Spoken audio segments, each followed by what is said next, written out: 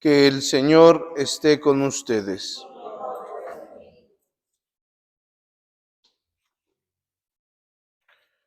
Proclamación del Santo Evangelio según San Marcos.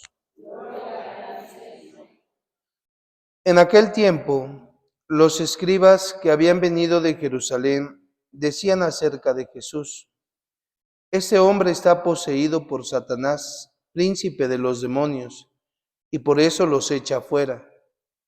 Jesús llamó entonces a los escribas y les dijo en parábolas: ¿Cómo puede Satanás expulsar a Satanás? Porque si un reino está dividido en ambos opuestos, no puede subsistir. Una familia dividida tampoco puede subsistir. De la misma manera, si Satanás se rebela contra sí mismo y se divide, no podrá subsistir, pues ha llegado su fin. Nadie puede entrar en la casa de un hombre fuerte y llevarse sus cosas si primero no lo ata. Solo así podrá saquear la casa. Yo les aseguro que a los hombres se les perdonarán todos sus pecados y todas sus blasfemias. Pero aquel que blasfeme contra el Espíritu Santo nunca tendrá perdón. Será reo de un pecado eterno. Jesús dijo esto porque lo acusaban de estar poseído por un espíritu inmundo. Palabra del Señor. Tomen asiento, por favor. En el Evangelio de San Marcos seguimos con la temática de esa confrontación que tienen los escribas, los fariseos, hacia con Jesús.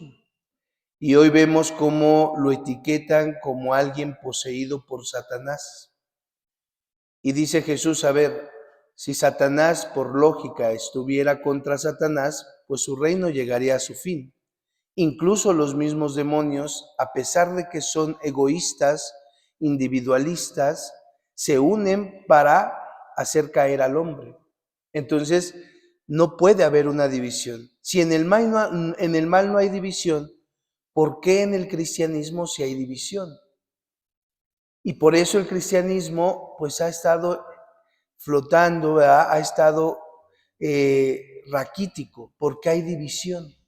Y ayer lo veíamos, todos somos iguales, todos somos distintos en virtud, en cualidades, pero iguales en Cristo Jesús. Y entonces fíjense bien, dice Jesús, donde hay división no hay proceso, no hay éxito. Donde hay división hay ruina. Y lo podemos constatar, porque él mismo lo dice, ¿no? Un ejemplo muy fuerte es la familia. Cuando una familia está dividida, llega a su ruina. Cuando un matrimonio está dividido, llega el divorcio. Cuando una iglesia está dividida, llega a su fin.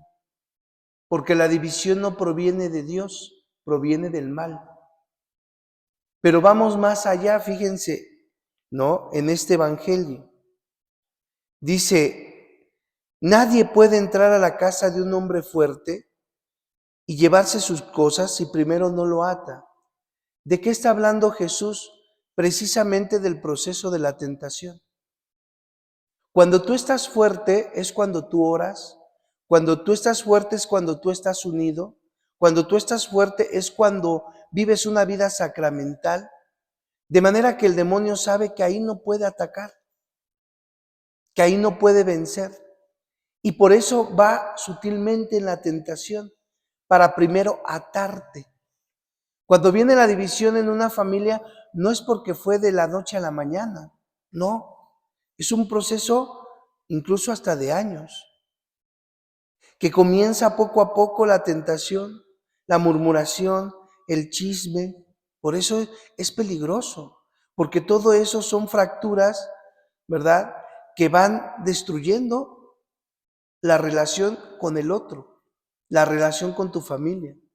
Y entonces cuando viene una familia dividida, una familia llega a su fin, es porque años atrás comenzó un proceso de tentación. y dejaron arraigar en su familia muchas cosas. Porque así es Satanás, primero te ata, primero te excluye, primero te hace, ¿verdad?, sentir que todos están en contra tuya, te va aislando, aislando, aislando, hasta que ya estás débil. Y es ahí donde viene el asalto. Y te quita la paz, te quita la tranquilidad, te aleja de Dios. Y cuando menos te das cuenta, ya estás en una vida espiritual raquítica. Y fíjense, por eso dice Jesús, solo así puedes saquear. El demonio es muy monótono en su proceder. Y lo primero que te va a hacer es aislarte, dividirte, porque una persona dividida llega a su fin.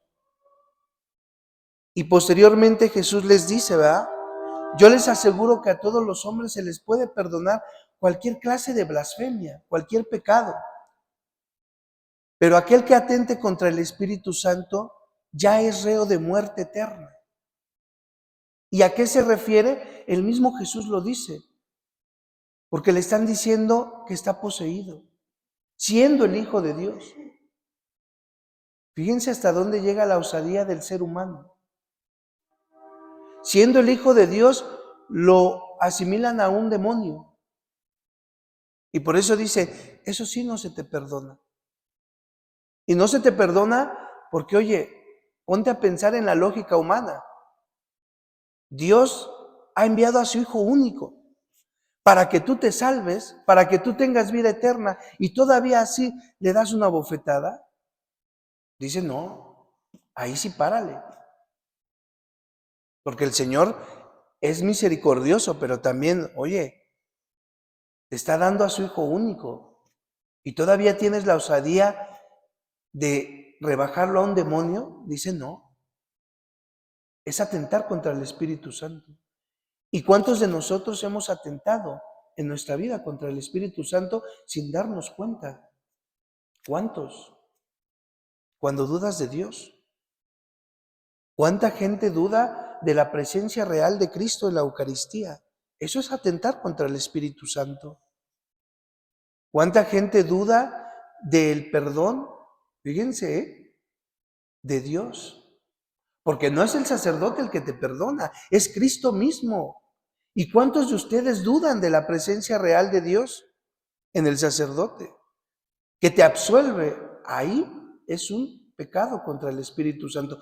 Por eso muchas veces, muchos, ¿verdad?, van y siempre están repitiendo el mismo pecado, porque dudas de que Dios te perdone. Eso es atentar contra el Espíritu Santo. Es tan fácil atentar, es tan fácil pecar, y no sabemos las consecuencias graves.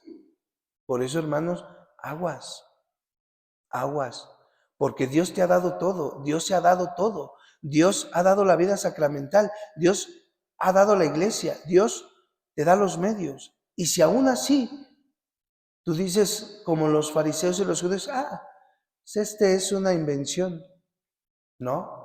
A mí me da mucha tristeza, por ejemplo, es un ejemplo, cuando la gente misma católica dice, no, pues el padrecito toma en todas las misas vino, ¿verdad? Se echa sus alcoholes y su galletita. Eso es atentar contra el Espíritu Santo, porque no es un vino, no es una galletita, es el cuerpo y la sangre de Cristo. Ahí estás atentando contra el Espíritu. Y cuando dudas de Cristo, realmente dudas de la presencia del Espíritu. Y dice el Señor, no, eso sí no. Eso sí no, porque todo se te ha dado y aún así sigues con tu soberbia, entonces reo de muerte serás. Esa es la soberbia de Satanás. Ponerte al tú por tú con Dios. Decir, yo tengo la razón, tú Dios eres un tonto. Porque así somos de soberbios. Y mucha gente lo hace. Mucha gente.